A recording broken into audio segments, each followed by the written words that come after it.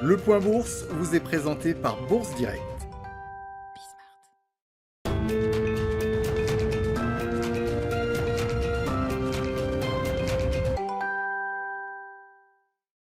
Bonjour à tous, la Bourse de Paris est en légère hausse ce matin, même si le CAC 40 marque une pause après le rebond de ces derniers jours.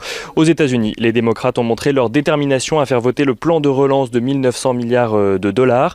Le Sénat a en effet voté cette nuit une résolution budgétaire, ce qui lui permet désormais d'envisager une procédure de réconciliation budgétaire qui ne nécessite plus qu'une majorité simple pour son adoption et non un seuil minimum de 60 voix. Janet Yellen devrait de son côté s'entretenir aujourd'hui avec les différentes instances de régulation financière pour se pencher sur le récent regain de volatilité que les marchés financiers ont connu ces derniers jours. Elle s'entretiendra avec les trois grandes autorités américaines que sont la SEC, la Fed, mais aussi la Commodity Futures Trading Commission.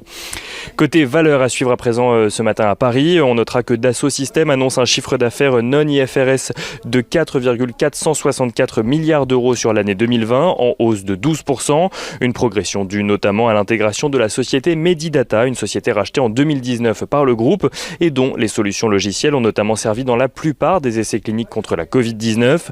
Le groupe annonce viser pour 2021 une hausse de son chiffre d'affaires compris entre 9 et 10%.